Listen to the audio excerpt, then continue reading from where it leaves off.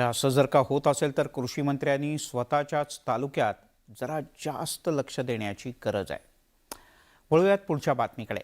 नाशिकमधल्या कांद्याच्या प्रश्नावरून आता नाशिकच्या आजी माजी पालकमंत्र्यांमध्ये जुंपल्याचं पाहायला मिळत आहे. कांद्याच्या प्रश्नी छगन भुजबळ यांनी रस्त्यावर उतरून आंदोलन केलं आणि हेच आंदोलन पालकमंत्री दादा भुसे यांच्या चांगलं जिव्हारी लागलं. त्यामुळे कांद्याच्या प्रश्नावरून दोन्ही नेत्यांमध्ये शाब्दिक युद्ध सुरू झालंय. कांदा दर प्रश्नी शेतकरी संकटात. नाशिकमध्ये विरोधक सत्ताधारी मैदानात. भुजबळांच्या आंदोलनात भुसेंचा सल्ला. आजी माजी पालकमंत्र्यांमध्ये जुंपली. आशिया खंडातील सगळ्यात मोठी कांद्याची बाजारपेठ असलेल्या नाशिक जिल्ह्यात कांद्याचा दर आणि नाफेड खरेदी केंद्रांचा प्रश्न चांगलाच पेटलाय. या प्रश्नावरून राष्ट्रवादी सुद्धा मैदानात उतरली आहे. छगन भुजबळ यांच्या आदेशानं समीर भुजबळ यांनी कांदा उत्पादक शेतकऱ्यांसोबत आंदोलन केलं. राष्ट्रवादी काँग्रेसचं हे आंदोलन पालकमंत्री दादा भुसे यांना चांगलं जिव्हारी लागलं. कांद्याच्या प्रश्नावरून राजकारण करण्यापेक्षा भुजबळ यांनी मार्ग काढावा असा सल्लाच त्यांनी भुजबळांना दिला.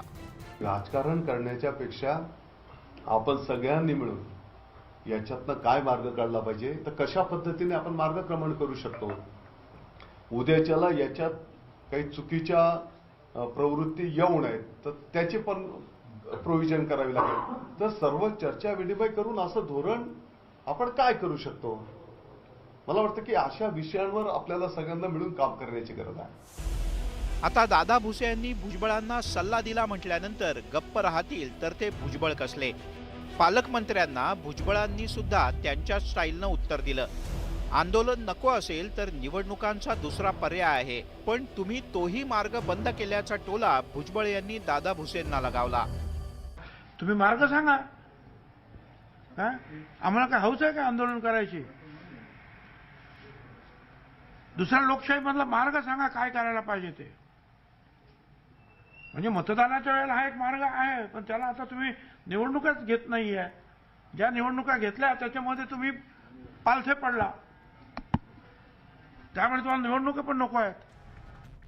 नाशिकच्या कांद्याच्या प्रश्नावरून जिल्ह्यातील शेतकरी संतप्त असताना जिल्ह्यातील आजी माजी पालकमंत्र्यांमध्ये राजकीय कुरघोड्या सुरू आहेत. नेत्यांच्या या वादात शेतकऱ्यांचा हमी भाव आणि नाफेडच्या कांदा खरेदीचा प्रश्न बाजूला पडू नये हीच अपेक्षा. अन्यथा कांदा उत्पादक शेतकरी कायमच भरडला जातो. व्हिडिओ जर्नलिस्ट हेमंत बागुलसह लक्ष्मण घाटोळ, न्यूज 18 लोकमत, नाशिक.